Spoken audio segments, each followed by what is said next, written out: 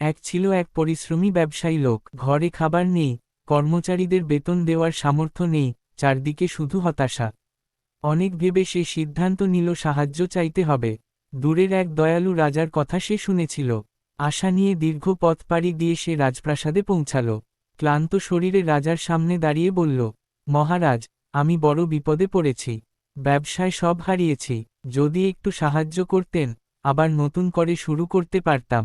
রাজা শান্তভাবে তার কথা শুনলেন। কিছুক্ষণ নীরব থেকে মৃদু হাসলেন এবং বললেন, বন্ধু, আজ আমার নিজের কাছেও দেওয়ার মতো ধন সম্পদ নেই। কিন্তু হতাশ হও না, আমার এক ঘনিষ্ঠ বন্ধু আছে। সে অত্যন্ত দয়ালু মানুষ। তুমি তার কাছে যাও, আমার নাম বললেই আশা করি সে তোমাকে সাহায্য করবে। লোকটি আবার আশায় বুক বাঁধল। রাজার দেওয়া ঠিকানা নিয়ে সে মরুভূমির দীর্ঘ পথ পাড়ি দিল। কয়েকদিন পর সে সেই বন্ধুর বিশাল প্রাসাদের সামনে পৌঁছাল।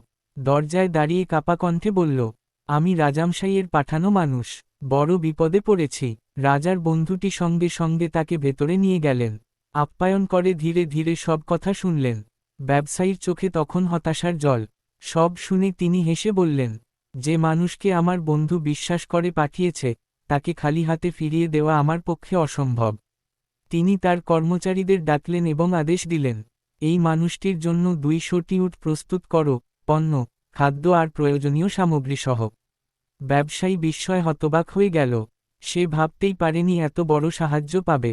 কাঁদতে কাঁদতে বলল, আমি কিভাবে এই উপকার শোধ করব? লোকটি উত্তর দিলেন, উপকার শোধ করতে হয় না।